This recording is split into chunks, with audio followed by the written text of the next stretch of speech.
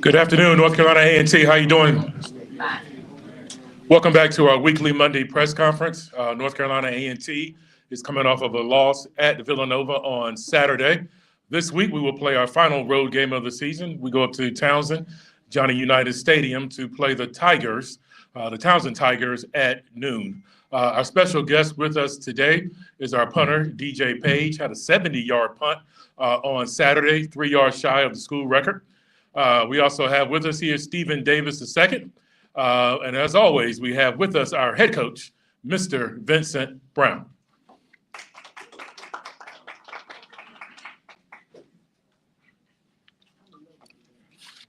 Aggie Pride. So, I'd like to begin just share a couple of things with you, some of which I shared with our team Saturday and during yesterday's team meeting. Before I get to that, though, so team, a group of people who perform an interdependent task to work toward accomplishing a common goal or mission. I think oftentimes people look at the interlocking A&T and the helmet, and they only see that portion of what is on display on Saturday. But there's so many more layers that go into what you see happening on Saturday. My belief is that there are 4 key elements that are critical to establishing success long-term. Culture, 1, consistency, continuity, and then most importantly, competitiveness, having a team that will compete regardless of the circumstances. I shared with our team on Saturday morning, it was back during the summer, I was out of the country and I was thinking of what theme would we build our program around this season. And it came to me that excellence is something that is a constantly moving target. And so we came up with the Chasing Excellence as our mantra for the year. And it was by design. And I shared with them that I never said anything about wins, championships, although those are the things that we aspire to achieve. Chasing excellence is about your habits, okay? Going to class, being the absolute best that you can be in the weight room, in the classroom, in the community, in the film room. It's all about excelling and learning how to operate at an elite level, even when no one's watching. And if you can do those things on a consistent basis, your culture becomes stronger and then the wins come. So right now we are lacking some of the things necessary in order to consistently produce winning results. Consistency, we're inconsistent in our preparation and our execution. We're lacking continuity in many areas. I do believe that our culture is sound and that our team goes out each and every week with the mindset that they can win each game. If you look back on the game, it's a 1-score game at the end of the first half. I shared with our defense, look, we have to go out and get a stop here. It'll help swing the momentum of the game if we get a stop. And we had many opportunities along that first drive. It was a critical 4th and 8 that they were able to convert that allowed them to move the ball down the field and eventually score. And I think we got the wind knocked out of our sails a little bit after that. We gave up touchdowns the next 2 possessions. Offensively, we were unable to generate anything from the passing game, the running game. We were just so. I think Braxton Thomas was our leading rusher. And so it's very hard to win when you can't score. 3 points is certainly not enough to win most college football games. Going 2 of 12 on 3rd down makes it very, very hard. But I think there are a lot of things really positive on display. We had a lot of young men that hadn't played a lot before that got a chance to go out and play and contribute, some of which, like Stephen Davis, who's a corner, ended up playing a great game for us at safety. We got good play from some of our veteran players like Henry Daniel. I thought Cade Molitor played a solid game for the most part, but we're still working to lay the foundation of the things that we need to be able to do on a consistent basis in order to win. I also shared with our team yesterday that we have played a very strong schedule, and that if the way we played against the number 11 team in the country on Saturday, the first half, is any indication of what our abilities are when we're at full strength, when everyone is fully bought in and locked in, we're really not that far away. And it may look like it when you look at a schedule that says or a record that says you're 1-9, but if you look at some of the games that we've been in and the competitiveness that our kids have displayed, I think we've played 5 or 6 teams that throughout the course of this year have been ranked in the AFCA top 25, and several of which are still ranked in the top 10 teams in the country. So making sure our kids understand that the lessons that we're learning along the way will pay dividends for us down the road. Now on to Towson. Very talented team, very well-coached team. They have a very good system, scheme. They know what they're doing on both sides of the ball. They have talented playmakers on offense. They got a big-time receiver that makes plays. Their tight end, Carter Runyon, is probably one of the best receiving tight ends in FCS football. The quarterback is efficient with the ball. They have 2 running backs that are averaging over 6 yards a carry. Very, very tough. Defensively, they operate out of a 3-down front almost exclusively. They bring a number of different pressures, try to get you off schedule. They play a lot of different people up front on the defensive line. They have one of the better pass rushers. Defensive end has 6 sacks. They got a linebacker that's in the top 8 or 9 in the conference in tackles. I think they're 4th in the conference in sacks. So they do a really nice job. But as I've shared with our team all season long, it's about us. It's not about them. And we just have to go out and prepare. And as we talked about each and every week, the beautiful thing about this thing is that we get to play again. And so we're excited about the opportunity to play this coming Saturday at Towson. With that, I'll open the floor for any questions. Coach, you have a similar record as last year. Do you see any difference from this year than from last year? I do. I mean, when in the grand scheme of things, when you look at the record, it says there really hasn't been any improvement. But if you look at some key categories offensively, we have improved. The problem is we haven't improved in points. And that's the one thing that matters the most. A lot of different pieces have been in and out of the lineup, a lot of different faces. I was on the CAA media call a little while ago and listening to the various coaches come on and talk about their teams and the number of players that have been together for the last 3 or 4 years playing together, which has allowed them to achieve some of the success that they're experiencing. And so we're not there yet.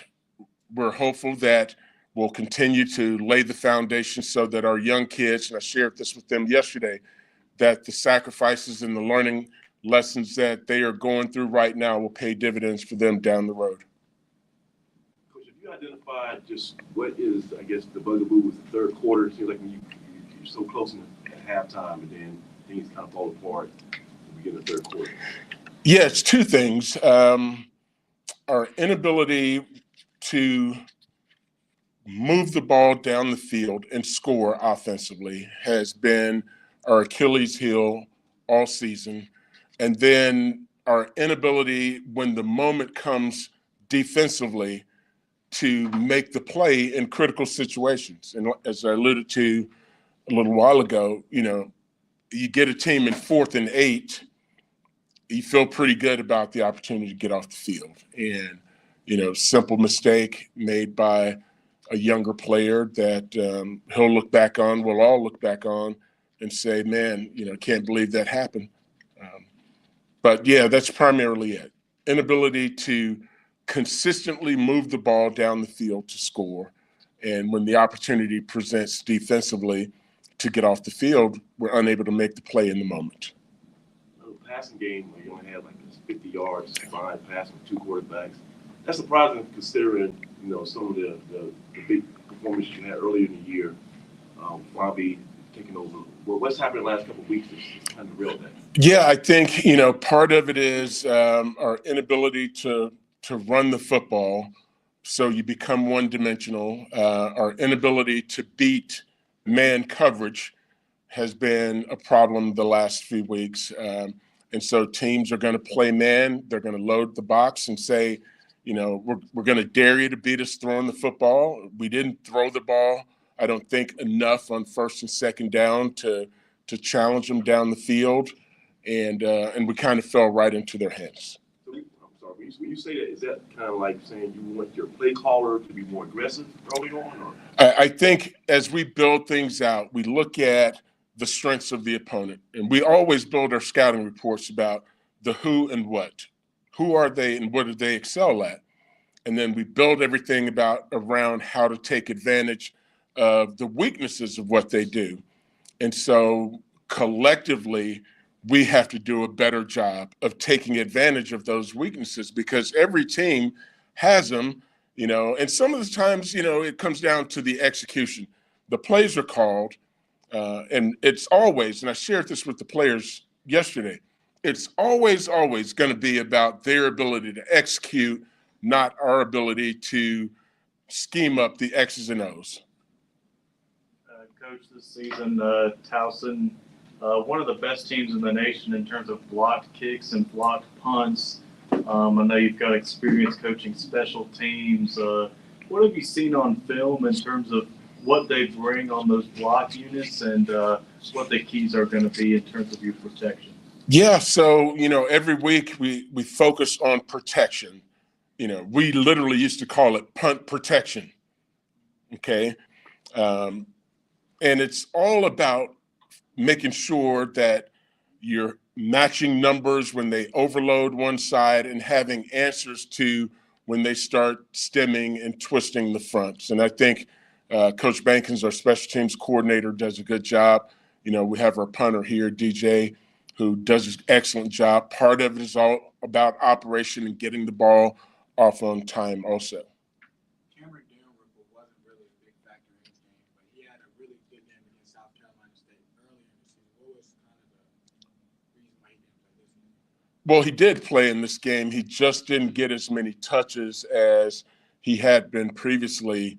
We got a couple of players back this week who had been out the last few weeks, and Daniel Coles and Jalen Hicks. And, with the way that Shamik had played previously, we wanted to find a way to try to get Daniel integrated back into the game plan, he and Shamik. And so, Cam has done a really nice job for us, especially in protection and knowing what to do. And he's a major factor in the kicking game. And so, as we build this thing out, we want to have a staple of backs that we feel confident can go in the game week in and week out and not have to lean on one player over the others. Coach, you said you feel that you're really not that far away, as indicated by playing with some of the better teams for portions of the game. So give us an idea of what you could consider the positives. I know that most people look at the record and say one and whatever. Yeah. You're not making a lot of progress. But what would be the indications you think? What are the greatest indications of progress with the team? I think the fact that our kids are still competing in spite of all the negative things that have happened this season. And when you couple this season with last season, it would be very easy for our kids to pack it in. You look at our performance at Richmond, who's now ranked number 9 or whatever in the country. And again, going on the road to a very number 7, okay. Going on the road to a very, very talented Villanova team. And literally with a lot of different faces now, if you do some deep dive into who went to Philadelphia this weekend, you'll see what I'm talking about. A lot of different faces played in the game, and we just find a way for whomever's available to try to put them in the game and give them the best opportunities to succeed. So in other words, 31-3 score or 45-7 score is actually positives that you take from that in terms of it could have been a lot worse. And it would have been a lot better had you had a full complement of players. Is that the kind of mentality? Well, not necessarily. We don't ever want to go out and give up 45 points, 50 points, 35 points, regardless of who we have. We're never going to go out and concede those things. But when you have lack of continuity, those are some of the byproducts of what happens on Saturday. And as we continue to build this out, where we have a staple enough of players and coaches that are putting the players in the right position to take advantage of their God-given talents, I wholeheartedly know that we'll improve. How could you evaluate Braxton Thomas' play on Saturday? Braxton was up and down. I think he showed flashes of the ability to add an element running with the football. There's some decision-making in the passing game that he's got to improve on. But I think he's got a very bright future here, and we just have to make sure we continue to work with him and develop him down the road. How's KJ White's, rehab? What's the situation? Yeah, so Kevin is still in a sling. He'll be in a sling for another month or so before he starts any kind of real rehab. And then we're hopefully we'll have him back by some point during the spring. In terms of that quarterback and running back position, I know we've seen, multiple faces in there. In terms of this game, what is going to be the decision on who starts and how playing time will be distributed? Yeah, so, we look at practice and, we're going to play Braxton. We're going to play Braxton. We're going to play Justin, both. And so who starts will be a decision we'll make after the week of practice on Thursday. But they'll both play. So just make sure I go through from last week. If Braxton plays this upcoming week, he will not be able to play next week? We'll make a decision on whether he's going to redshirt or not this week. Okay. As far as the crazy amount of injuries that you've experienced this year, it seems to me unprecedented, but you might have a different take. But based on that, does it make you kind of rethink some of your philosophies on just defensive conditioning and injury prevention? Yeah, so, my philosophies on strength and conditioning are pushing heavy weight often, getting your body physically prepared to do the things that you're going to ask it to do throughout the course of the season. As I mentioned earlier, what we see on Saturdays isn't just what we see on Saturdays. It's the sum total of everything that goes into the program: nutrition, strength, conditioning, academics. All of those things become a factor in what is on display on Saturday. And so we are constantly looking at evaluating how do we eliminate what is happening this year? How do we improve every aspect of our program, whether it be strength, conditioning, nutrition, play calling? We're constantly striving to get better at everything that we're doing to give our players the best chance to succeed here. So do you feel that there might be an issue with nutrition and strength conditioning that could have contributed to some of these injuries? I think, if you just look at where we are, there are a lot of things that we need to get improvement on. There's a lot of areas, and, we just got to get better. And so not specifically saying the strength program, the nutrition program, because those things have been areas that we've been focused on, especially the nutrition piece, making sure that as we track the body composition, the weight gain or loss throughout the course of the season, we know whether we're trending in the right direction or not. All right, I'm not gonna let him answer all the questions. When you start talking about improving, you know, when you took this job and you evaluated the team, you said you thought you had the talent here to compete in the CAA. Okay. 2 years in, does there need to be a talent upgrade? And not that you're always looking for a talent upgrade, I understand that. But I mean, do you think that what you have now, you need more quote unquote talent? Here's the reality of college football and recruiting. You're always trying to recruit better. You're always trying to recruit, whether it's here at A&T, Georgia, Alabama, you're always trying to recruit better players. It's benchmarking. And then you reach a certain benchmark and then you say, how do we get better? And so, you know, obviously we're not where we want to be. And as I said earlier, it's always about the player's ability to execute whatever the game plan is. And so we're always looking to find ways to improve. Recruiting is the lifeblood of the program. And so we're going to go out and we're going to try to find the kids that we believe have the skill set that will allow us to compete at an extremely high level. Do you have a progress report in terms of how that's going now? Have you got a Travis Hunter you ready to sign?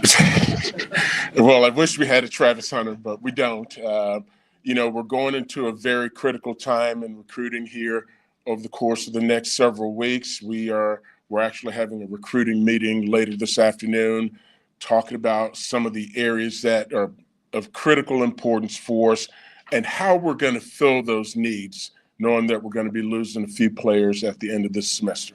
And I guess I'm going to be the last one I'll ask, but I know in the Greensboro area, you got 2 undefeated high school teams.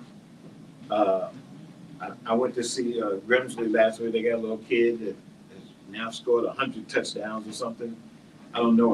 How you doing locally in terms of recruiting? Yeah, so we're always trying to recruit local talent, whether it be Grimsley, Dudley, the Greater Triad area. We're always trying to recruit local talent. We've, you know, over the years, last year and a half or so, tried to recruit and sign several kids that for various reasons, they couldn't get into school here or whatever, or they just chose to go somewhere else. So we're always going to evaluate and recruit the best local talent that fit what our needs are. Speaking about recruiting, what can you sell the recruits on these past 2 years? What can you kind of sell them on to come here? The opportunity to play, the opportunity to come in and play. It's and almost all the kids, they just want to play. And so you can go somewhere else and sit for 2 years, 3 years, and hopefully play, or come in and have an opportunity to come in and compete and play early. Coach, you mentioned a tight end for Towson. How would you describe how he's used in their offense and the function of him in their scheme?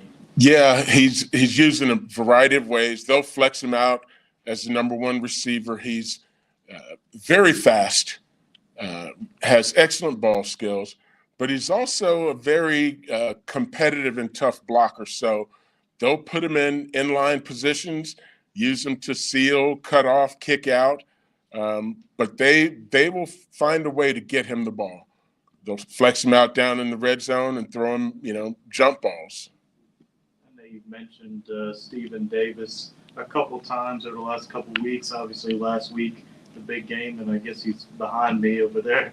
But in terms of seeing him day in and day out in practice, I know his role is magnified. How would you describe what he's been like day in and day out in practice this year? He is the epitome of what we're looking for from the bulk of our players, which is you're constantly seeing growth.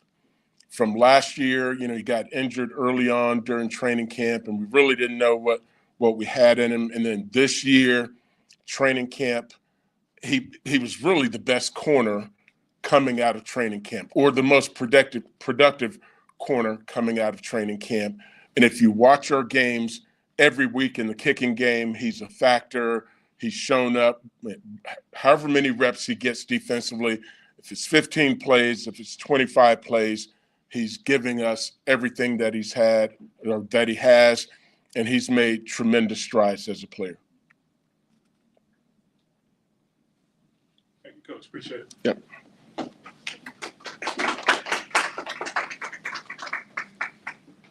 All right. Since his name was mentioned, we're going to go ahead and bring him up. Defensive back Stephen Davis. Know his name sounds familiar in this area. Stephen will give us his full name, hometown, and major, and then the floor is open for questions. Stephen.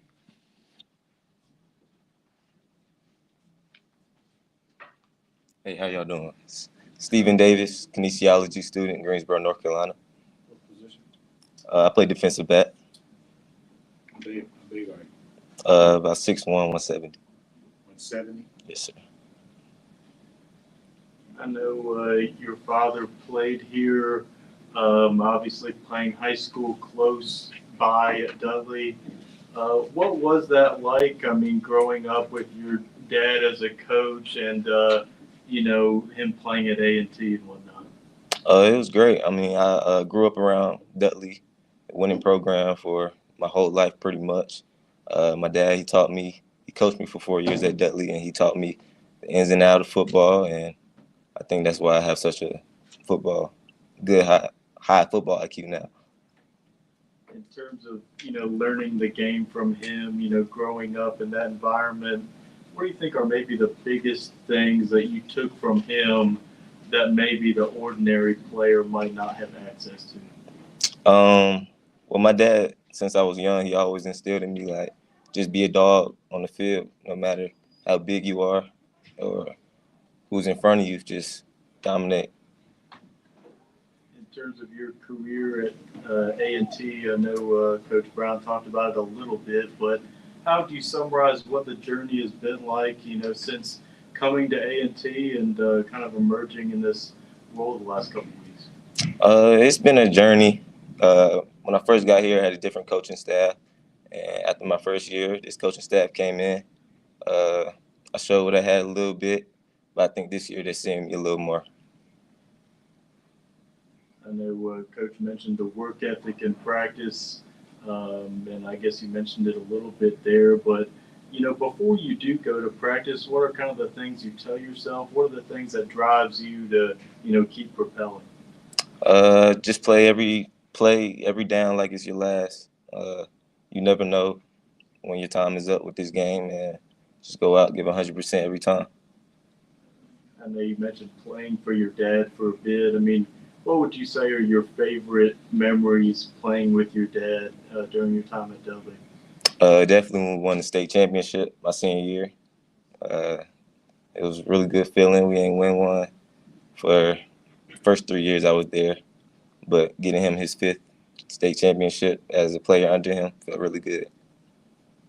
Having that A&T logo on your shirt, wearing the A&T jersey, I mean, what does that mean to you, playing for your dad's alma mater, playing, at a neighborhood school, so to speak? It feels good. I grew up around A&T my whole life. It just means a lot, The culture around here is really good, and I love playing for A&T. Do you have any favorite memories growing up, either watching A&T games or following the team or things of that nature? The celebration bowls, I enjoy going to those. Yeah. Do you happen to know which years you would have gone to those celebration bowls? Yeah, pretty much all of them. All of them. Steve, what has your dad told you about the kind of season you all are having this time? Just keep pushing, it's not the result we want in all the games, but just go out, play every game, trying to win. Has he been on Coach Brown by giving you more playing time? Nah, I don't think so. How do you feel about the chances that you've gotten so far? I feel good. Obviously, earlier in the season, I wasn't getting as much, but I just played the role I played. Whenever they give me an opportunity, just come in and make the best of it.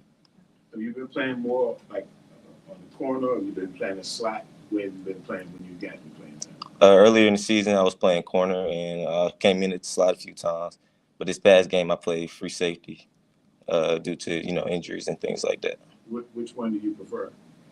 Uh, I like corner, but I mean whatever gets me on the field, help the team win. Have you been beaten for touchdowns this year? I think the first game I got beat Wake Forest, but ever since then I haven't. Outside of football, do you have any particular passions or anything outside of football? I really just enjoy spending time with my family. Play games with them, watch movies. Yeah, that's pretty much it. On that state championship team you were on, what role did you play? I was actually a safety in high school, so. Were you a starting safety? Yes, sir. Is that because your dad was the coach? Nah, a lot of people would say that, but I feel like I made my presence Did you consider anywhere other than A&T?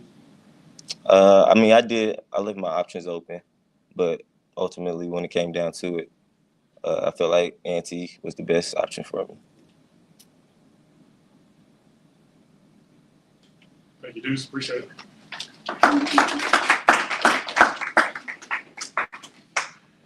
Finally, we're going to bring up our punter, Mr. DJ Page. He'll do the same, hometown major, and then the floor is open for questions. DJ? Hey guys, I'm from Tampa, Florida. My name is DJ Page, and I'm majoring in construction management. Looks like it could be a big week for special teams. Towson been getting after it in terms of the punt block unit. What are the things you've seen on film so far, and what you look to do from that punt unit standpoint? Yeah, so they bring a good rush, obviously. So our game plan is kind of the same blocking, and we'll kind of go from there. For me, it's all about operation time, like Coach Brown said. So it's hand to foot time, and we'll go from there. I trust my snap comes back fast, and we'll go from there. I know Tampa, a pretty rich football area. Yeah. Just what was that like playing in that area and growing up in that Tampa area? It's amazing. I started out as a soccer player and transitioned into football, and the difference between the two is it's a big difference. So I definitely enjoyed it. The presence of the fans and how the team took me in was definitely a big difference for me. So.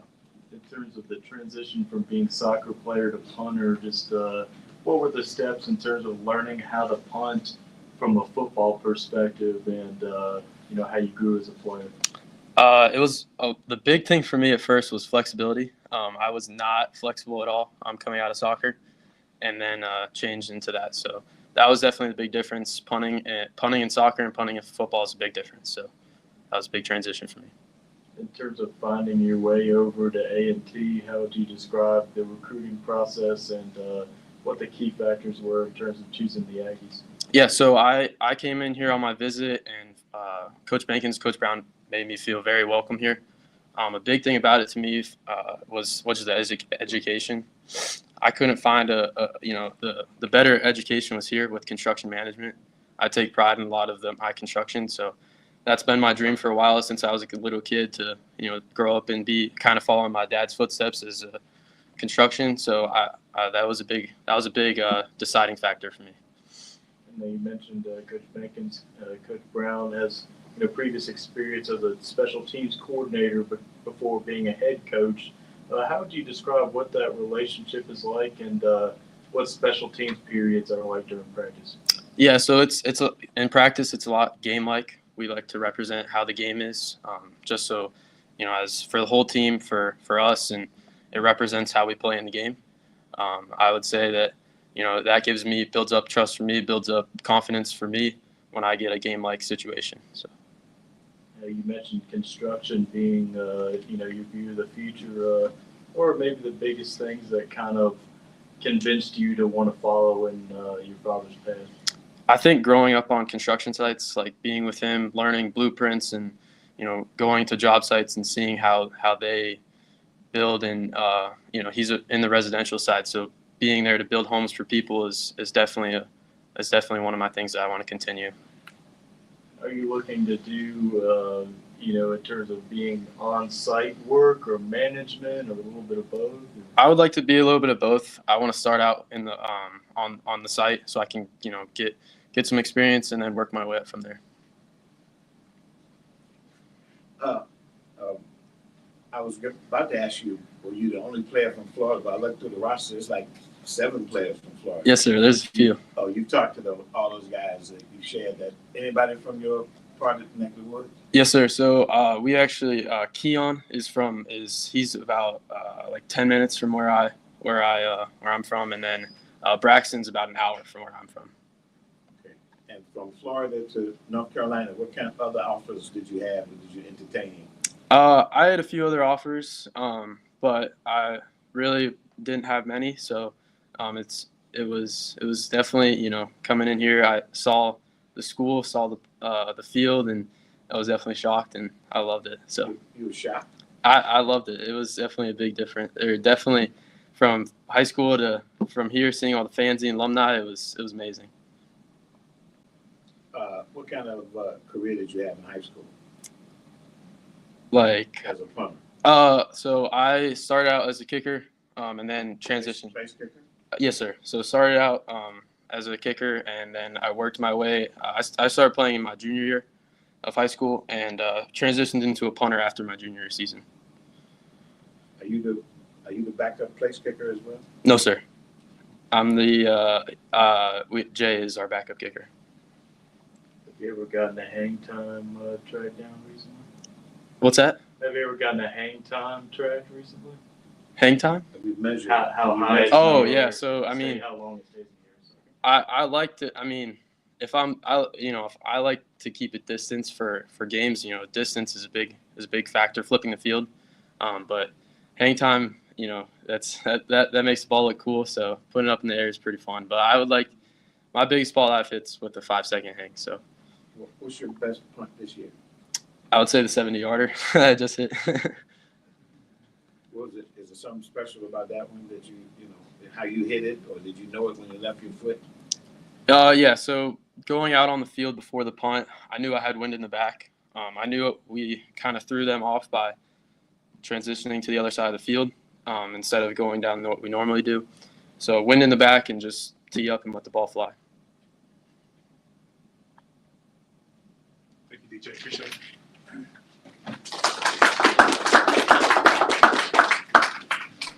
Before we do lunch, are there any veterans in the room?